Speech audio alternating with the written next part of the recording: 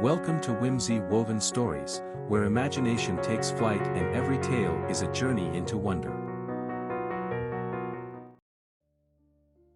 I told my wife Emily that my seminar ended a day earlier, but I couldn't change my flight. It meant I would return on Tuesday evening. She complained that I would have to be absent for another night, but said she would be glad to see me nonetheless. I thought about it for about an hour.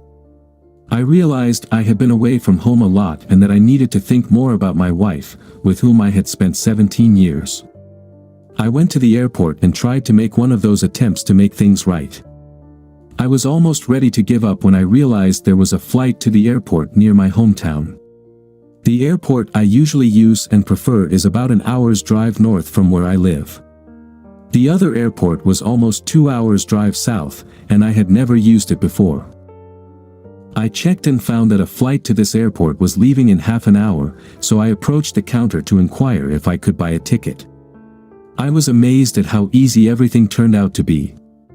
Within an hour, I was in the air, and within 3, I was on the ground. I could rent a car and be home by midnight. Emily should find a way to express her joy at my early return. I mentally made a list of assumptions and smiled to myself. I decided not to call her and make my appearance a complete surprise. It was just before midnight when I pulled up to our driveway. The house was dark, and Emily's car was missing. I wondered about it as I carried my bag into the house and unpacked my things. Where could she be at this hour? I decided not to be surprised. I called her on her mobile. She picked up on the third ring. "Hello," she murmured. Her voice sounded sleepy. "Hey, Em. It's me. Just thought I'd call and see how you're doing," I lied. "I'm fine, but it's well past midnight, Ron, and I was asleep," she replied. "I'll be at the airport tomorrow at 6 to pick you up. Don't worry." I must confess I was puzzled and more than a little curious to learn that she was sleeping, but not at home. "Where are you?" "I tried calling our landline, but it just went to voicemail," I told her. "Where do you think I am, silly?" "I'm in bed. Our phone isn't working. A technician is coming over tomorrow to fix it." "A few people told me the same," she yawned. "Just call me on my mobile if you need to reach me." My head was spinning. Was she upstairs in bed? I had unpacked my suitcase there and didn't see her. It seemed unlikely. She was blatantly lying to me. But why? "Hey, I won't be on the flight at 6, so don't bother coming for me," I warned. "Looks like we'll have to stay a few more days. I'll call you when I know for sure the time and day of my return." "Oh, darling. I'll miss you so much. Come home as soon as possible," she murmured. "I couldn't wait to see you." "I'll be in touch, dear. Sorry for waking you up. Sleep tight and dream of me," I concluded. "Definitely," she promised. Did I hear her chuckle as she hung up? I dialed the home phone number, and it rang normally. I had thought about answering the call and having a brilliant conversation with myself, but I didn't have the energy for it. I went up to our room and searched under the bed and anywhere else a person could hide. "Ladies and gentlemen, Elvis has left the building." I'm in sales, not rocket science, but my nose worked well. I smelled something rotten. How clueless was I? Pretty clueless, that was my honest answer to myself. The next morning, I got up early and moved the rented car to the other side of the street. Around 7 o'clock, I saw Emily's car pulling up to the house. There was a man with her. I hid in the clutter closet in the foyer and kept the door slightly ajar. Emily unlocked the door, and they entered. "I just want to change and get ready for work," she said to him. "I'll grab some clothes for tomorrow so we don't have to come back here tomorrow morning. I'll be back in 10 minutes. "I'd help you, but then I'd have to fuck you again," he chuckled. "Then I'd have to fire you for being late." "I don't think you'd fire me," Emily retorted sharply. "You enjoy having me work under you too much. Even your wife thinks I'm the perfect secretary. What would you tell her?" So, this was Emily's new boss. Yet she had considered him insufferable and arrogant. I even wondered what she would do if she liked the guy. He'd only been with the company for a couple of weeks, if memory serves. Quite the fast worker. "I told her you're her mother's age and weigh 100 kilograms, her boss laughed. "Even if she sees you, I'll still have to fire you." Then he added, "I told her I'll be looking for a little house for myself this week. Now it seems I won't be straying far from the hotel for a couple of days." Emily returned to the room and chuckled. She looked stunning, and Mr. Boss, was his name Joe, grabbed her and kissed her slowly, wetly. I had the temptation to grab an umbrella from the shelf and shove it up his rear end. "Why don't you spend tomorrow evening with me, right here? We can go out for dinner and be back by 8. Maybe when we return, you'll be lucky enough to see the little house after chatting with its owner," Emily suggested. "If you're interested, I can give you a tour of all the rooms." "Want such a tour? And what if your husband comes home early?" the boss asked. "Jeff, you're so nervous." She chuckled. His name was Jeff. "Ron will call to let me know so I can meet him at the airport. He'll give me a day's notice, so if he doesn't call today, he won't be home tomorrow." "That's good enough," Jeff said to her. "I wouldn't want some jealous husband trying to kill me." "Ron's a sweetheart," Emily replied. "He'd probably offer you a beer and apologize for leading me into your arms." "To me, he's just a wimp," Jeff suggested. "My wife would rip my balls off."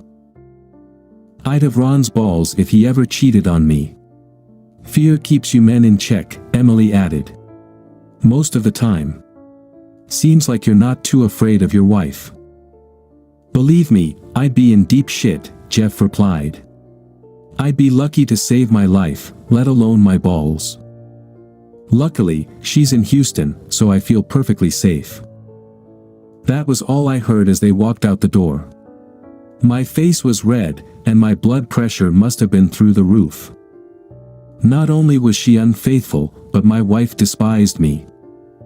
I sat and contemplated the situation. A plan began to take shape gradually. I remembered that Emily told me her new boss was being transferred from the company's headquarters in Houston.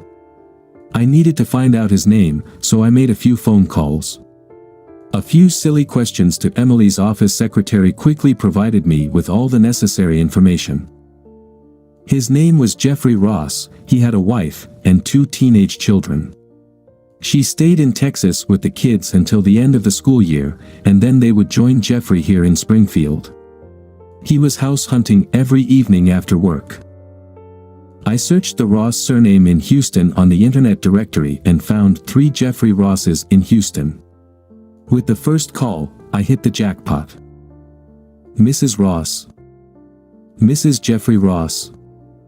I asked. "Yes, I am Mrs. Jeffrey Ross. How may I help you?" She replied. "Your husband works at Halifax Company?" I asked.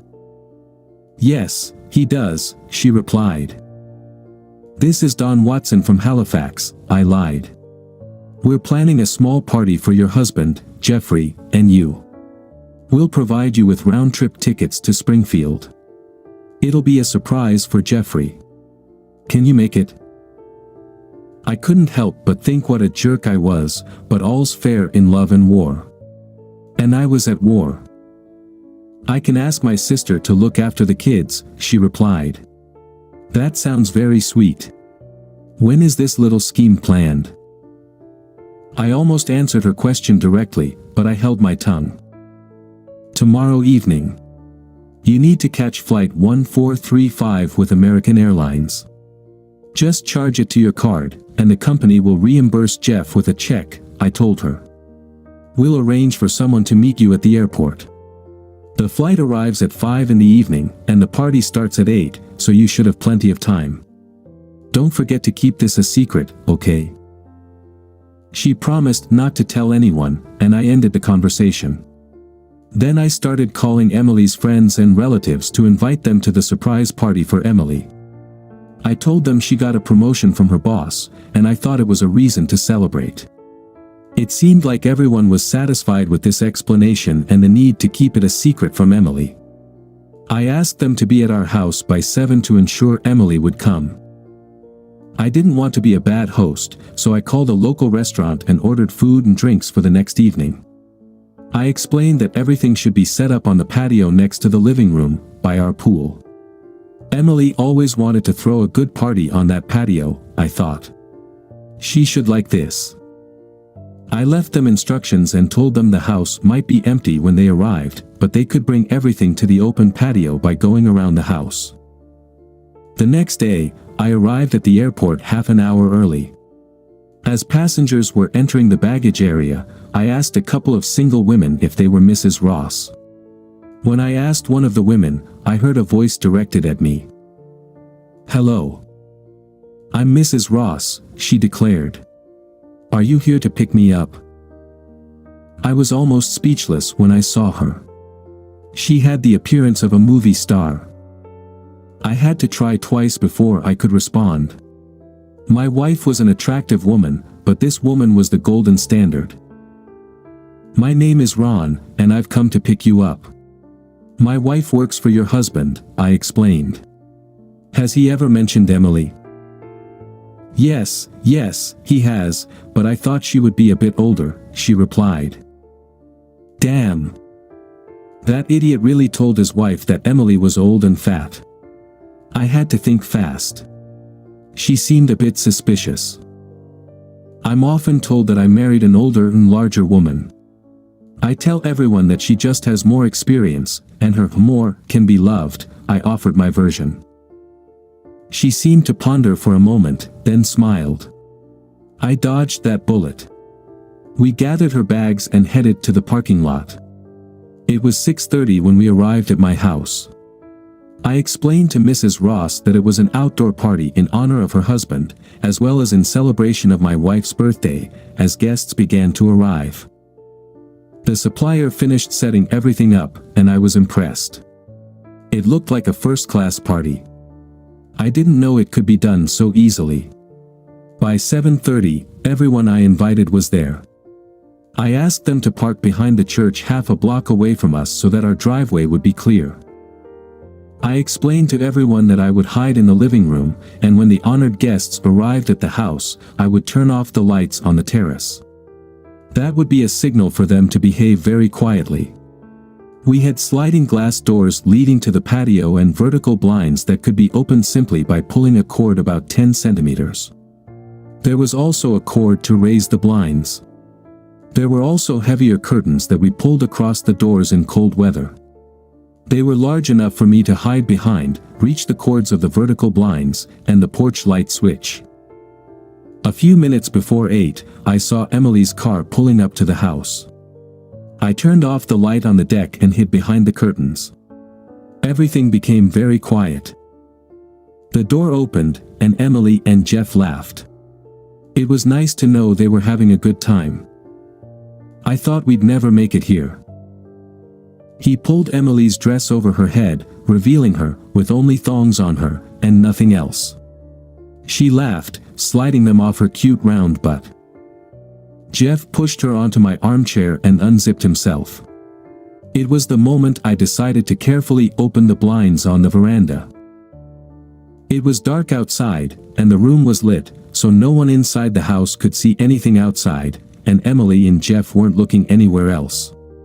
But those on the veranda undoubtedly watched as Jeff vigorously and quickly rammed Emily. By this time, I had moved to a chair to the side and calmly observed what was happening. She noticed that I was sitting there watching them. And she almost choked. Emily made some noises, but nothing could be made out. Her eyes were wide as saucers as she looked at me. Finally, she managed to push him away. Her face was soiled as she looked at me. What are you doing here? She demanded an answer. I was a little disappointed by such a banal question. Perhaps the surprise had stunned her brain. This is my house, Emily. My name is on the deed, I replied. I didn't think you'd be home for a few more days. She exclaimed. It's quite obvious, I replied dispassionately. I should be going, muttered Jeff. I have things to do. Can I offer you a beer or something else? I asked. Both Jeff and Emily were taken aback by my offer. I saw Jeff considering that Emily was right to assume I'd offer him a beer if I caught them together. I smiled to myself, observing his thought process. Before Jeff could respond, his wife burst into the room from the veranda. She was holding a large purse and waving it vigorously. Jeff was so surprised to see her that he didn't even move to defend himself. I think he landed about 5 feet from where he had been standing. Following her into the room were Emily's mother and sister. Emily was still naked. Get dressed, Emily, you're a harlot. Her mother snapped, lifting Emily's dress and handing it to her. And wipe your face, dear sister, added Joan, Emily's sister. It was quite the performance you put on for all of us. You should consider a career in movie. Emily was too stunned to speak. I turned on the lights on the veranda, and she saw about 20 more people watching her. I went out and started filling a plate with potato salad and chicken wings. Then I grabbed a beer from the fridge and went back into the house. I sat down to eat and watched as Jeff tried to sit down, and Emily struggled to regain her composure. I had to admit, it was all damn unpleasant. As I chewed on a chicken wing, it occurred to me that I didn't create this mess. Emily and Jeff had put themselves, and those who loved them, in such a complicated situation. Ultimately, it was better for everyone to know the truth. It was good to know what the crap was and move on. In the end, everything settled down. Emily's cousin drove Mrs. Ross to a motel. Another cousin helped Jeff to his car and drove him to the motel. Emily's mother asked her if she wanted to go with her, but Emily refused. I know you're probably upset, her mother said to me. And Emily really deserves a beating, but I think she's suffering enough as it is. Then they left. Emily disappeared into the bathroom, and I heard the shower running. I had never enjoyed beer and wings so much, sitting alone and recalling the events of the evening. Once or twice in a lifetime, the planets align perfectly, and the plan actually works. After I finished all of my salad and wings, I began to tidy up. Cleaning up after that crowd took quite a bit of time. I needed to wrap up the leftovers and put them in the fridge and freezer. It was already midnight and I sat down at the table with one last beer for the night and relaxed. Emily entered the room and sat across from me. I hope you're happy. You did everything possible to ruin my life tonight, she complained. Even my own family thinks of me as some worthless harlot. Is that what you wanted? Emily, why would they even start to think that? Did I do anything to give them that impression? Maybe it was you. I asked. The only reason I can think of for such an opinion to form is when they catch you, boss, bent over our furniture. Does any sane person really think that's how harlot? If you thought we had a problem, you could have come to me instead of inviting the whole damn neighborhood over. She hissed. Do we have a problem? I smirked. You mean if we had a problem, you'd discuss it with me before sleeping with some idiot? I never wanted to hurt you, Ron. I never thought you'd find out about any of this, Emily reasoned. You're deliberately causing me pain. So inviting people over to my house for a little surprise party for my loving wife is worse than sleeping with someone outside of marriage? I asked. I don't think many would agree with that. Then she said what I had been waiting to hear for so long. If you had been around more often, this would never have happened, Emily reasoned. You didn't give me enough attention, and I fell for Jeff's trick. I was so lonely and vulnerable. I laughed heartily. She was such a foolish bitch. She was actually trying to blame me and make me apologize for bringing her into the arms of another man. I felt deep satisfaction as I closed the bedroom door behind me and locked it. My shackles were removed. I was emotionally free. And soon, I would be legally free too. I eagerly awaited my new life. As we conclude our journey into the world of human relationships, please remember to subscribe, like, and share our content. Thank you for your support, and we look forward to seeing you in the next story.